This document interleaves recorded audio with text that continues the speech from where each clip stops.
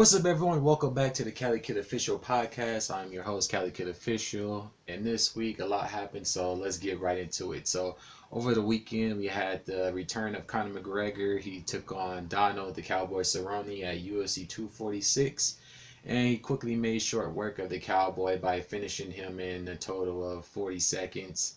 The match started off with him running into like a Superman punch type of deal towards Cerrone.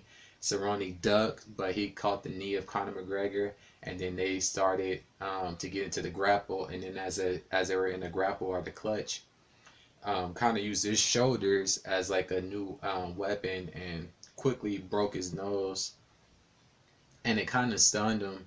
And they got back out of that. Conor threw a leg kick that dropped him, and then he went in for the kill, and was throwing bombs, and he finished them in short order. So I thought it was pretty impressive, as I was saying, from his interview that he had with Ariel, that he was more confident and he had that hunger that he once had when he first started his mixed martial arts career, and it showed in this event this past weekend. So, hats off to Conor. After the match was over, the Cowboys' grandmother came in the ring, and Conor hugged her as well as hugged Donald, and told him that that shoulder, it broke your nose, didn't it? And it was like, yeah, it was like, you're a warrior. And he said the same thing to the Cowboys' grandmother. He said that you're a warrior and you raise a strong, fine man. So overall, I was pretty impressed. I didn't think it would end that early, but he looks very focused, and I'm expecting similar results in his next fight. Who knows who he's gonna fight?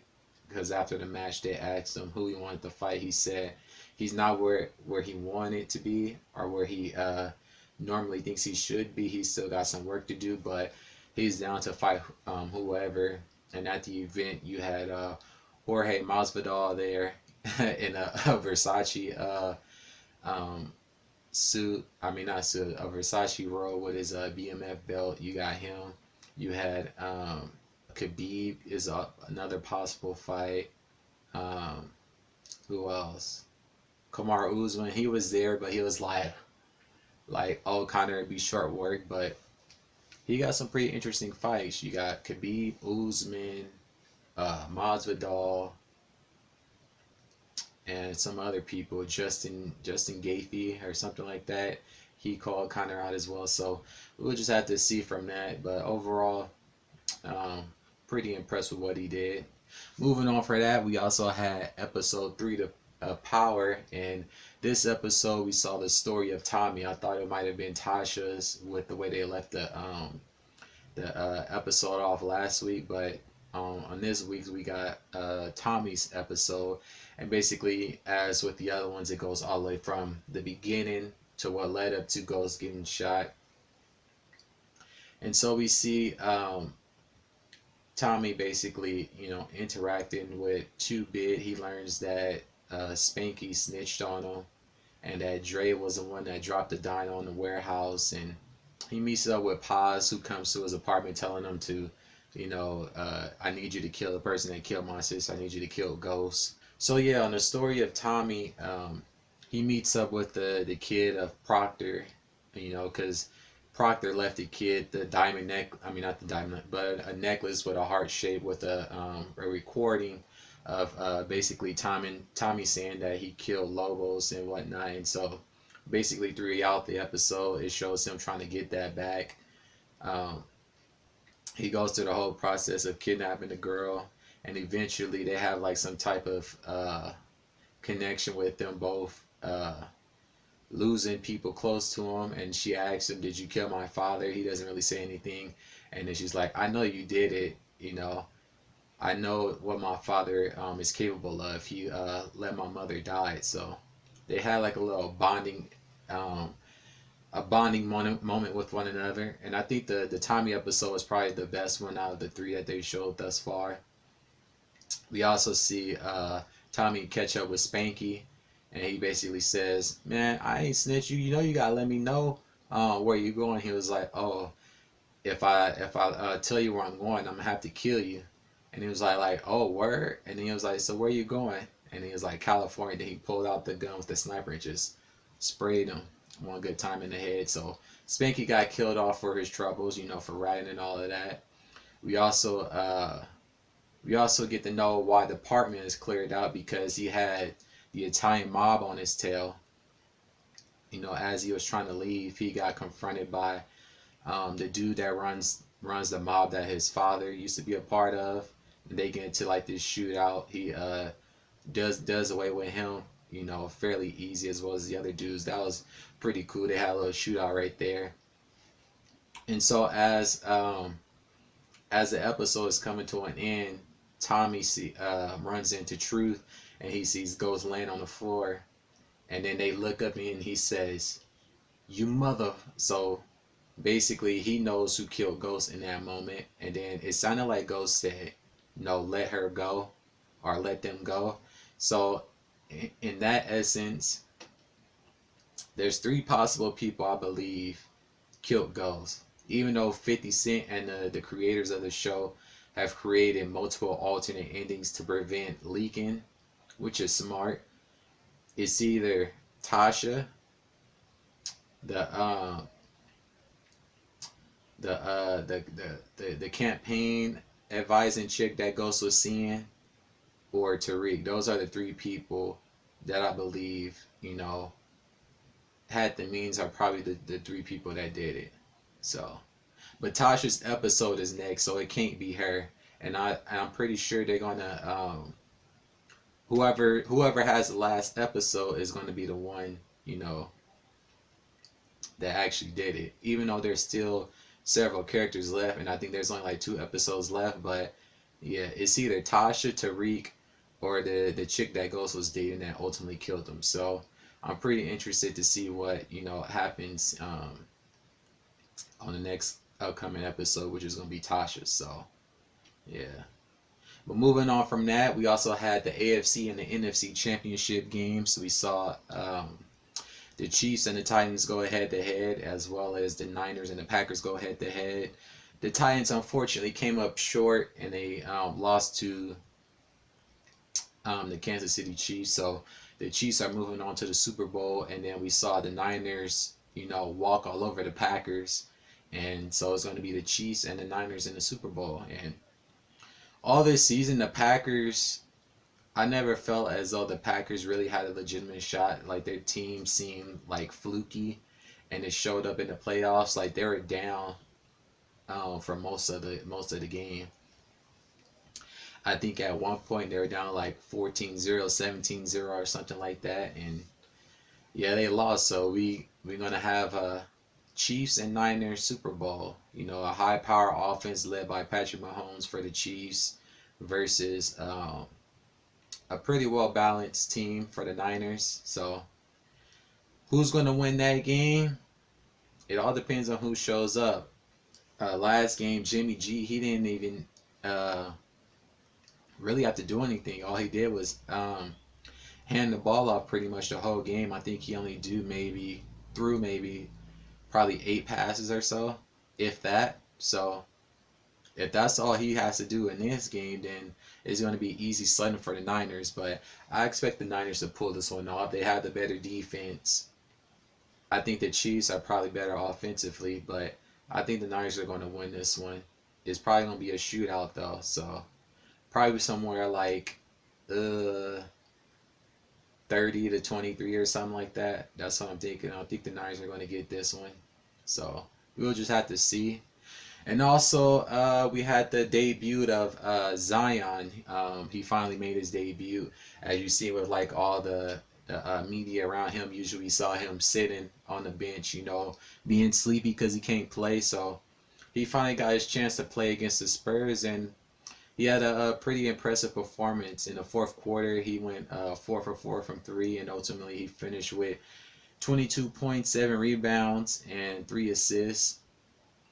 They did lose to the Spurs, though, but it was a pretty impressive effort from them. I think once the team, get some more opportunities to play with one another, the Pelicans have a pretty bright future with, all those pieces they have around them with Lonzo, Ingram, Hart, Zion, and everybody else. So pretty impressive.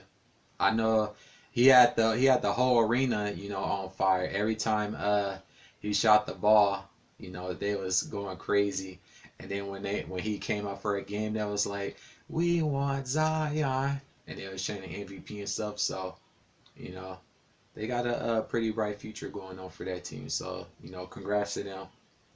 And also a lot of craziness has been going on. We had AB in the news again.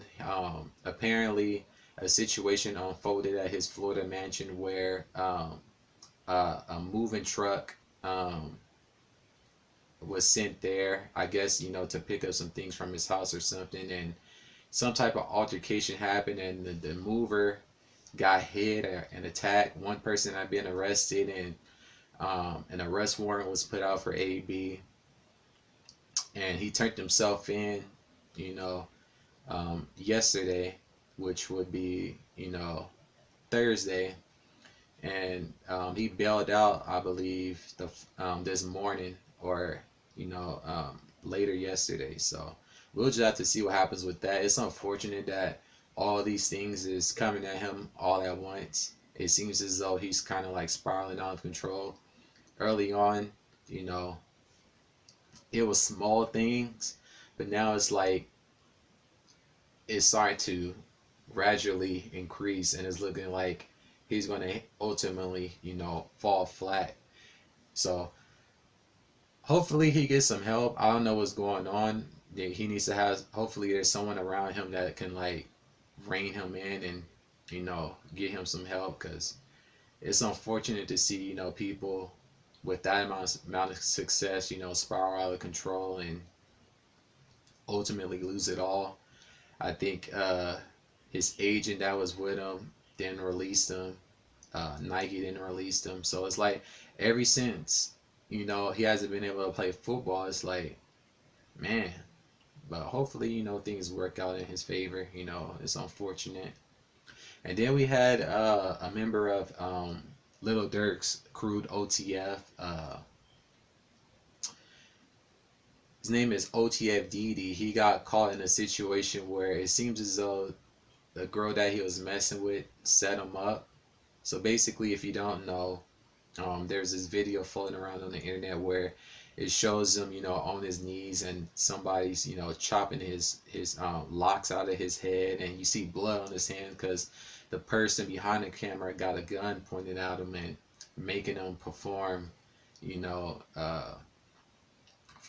on a woman, on her period, which is, the most degrading thing. And the only thing that's gonna come out of this, is more people getting hurt, because when it comes to Chicago, a lot of,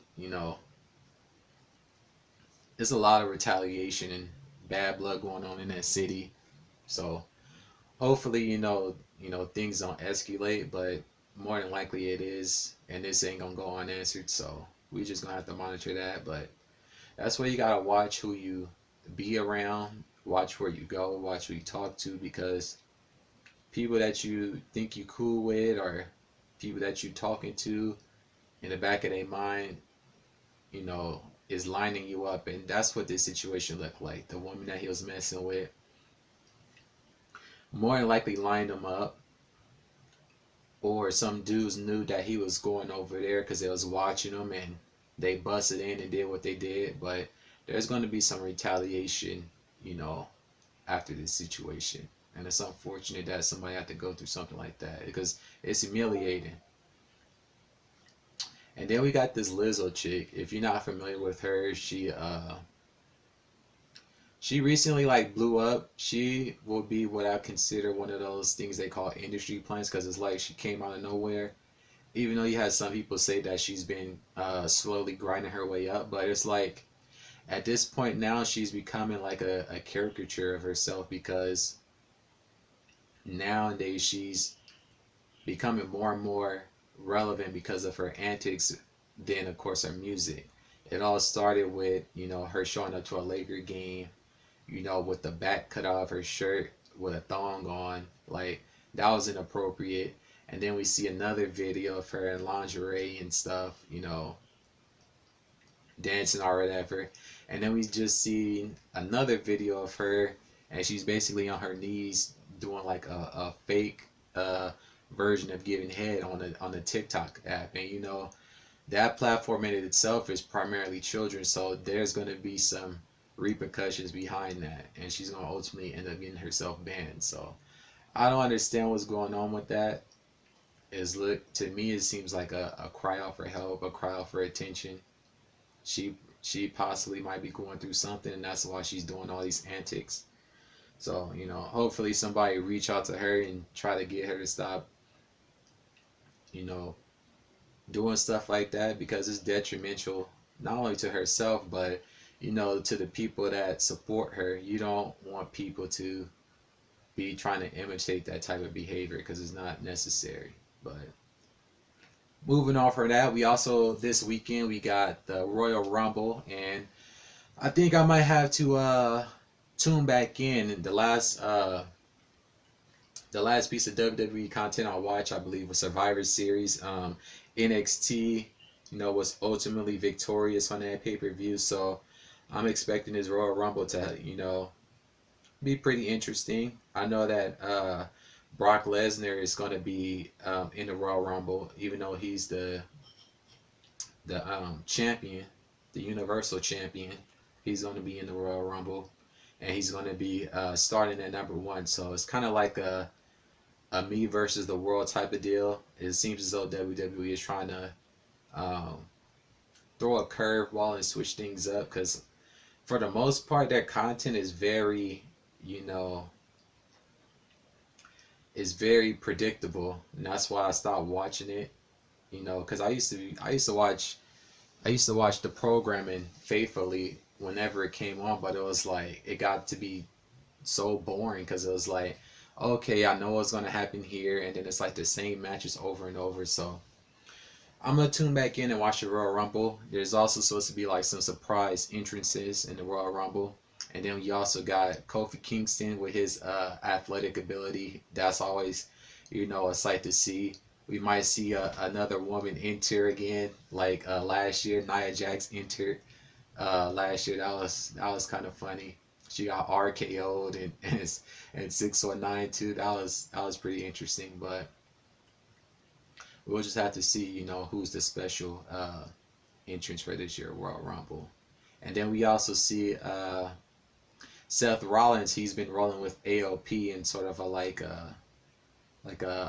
mob boss type of role, where he's basically sicking them on all of his competition and whatnot. So we'll have to see what happens with that. But I'm expecting NXT to make an appearance in the Rumble, get them more involved.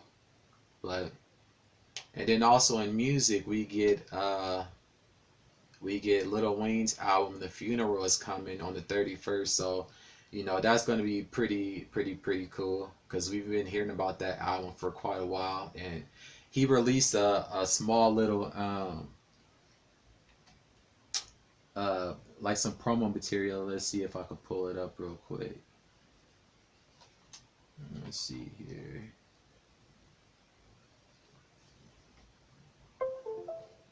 Alrighty.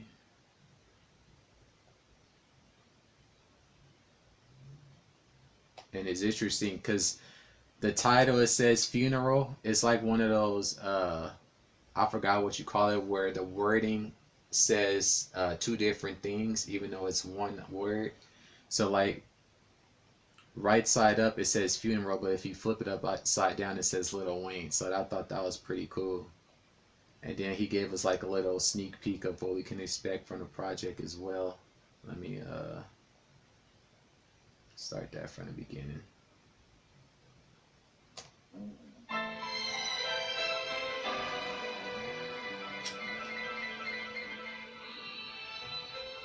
So this is something that you can see posted on his Twitter feed.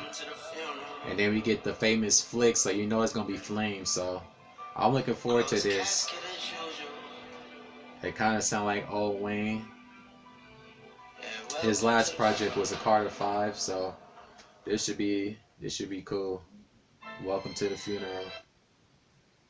So I'm gonna be doing the music review of that. So I can't wait till that come out. So that would be what, next Friday. So the following week's podcast might get pushed, but we'll just have to see. But overall, not a whole bunch happened this week, so this one isn't as long as the other ones. But that's going to pretty much do it for this week's podcast. I appreciate you all for tuning in. As I've said before, if you guys want to ask me any questions or anything like that, you can email me. I put an email in the link below, so you can email questions if you want to ask me any questions and whatnot from that.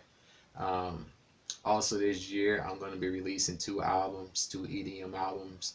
The first one is going to be coming out probably in March or April, and then the second one maybe August or September. I'm still not sure on that, but you're going to be seeing promo material for that. There's going to be merchandise around those two projects, so be on the lookout for that.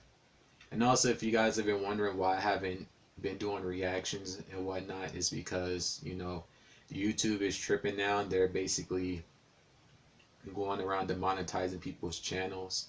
Like if you do reactions like I do, they're basically telling people, reuse. They put in a thing that says reuse content. So basically, if you do reactions, they don't want you to do them, so they're demonetizing your channel, and that's why I had to stop doing them. On top of me getting 2 strikes, so it's either I stop doing them, or I run the risk of getting a 3rd strike and ultimately losing my whole channel. So that's why I haven't been doing reactions, and because of that, I've been losing subs and whatnot. But hopefully you guys stick around. I'm still putting out content, new music every week, the podcast every week, gaming videos, music reviews. I'm gonna start back doing skits as well, just have to plan accordingly for that. But also, as you get closer and closer to me releasing my albums, I'm probably gonna be debuting some of the music off of there on this podcast, so you guys just gonna have to stay tuned for that. And also, I have new items in the merch store, so you guys can check that out as well.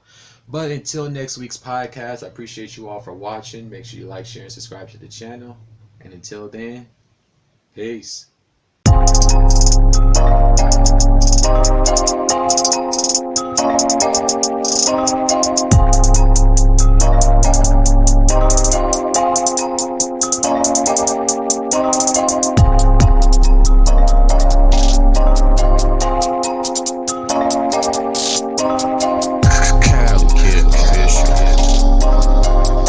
On the beat.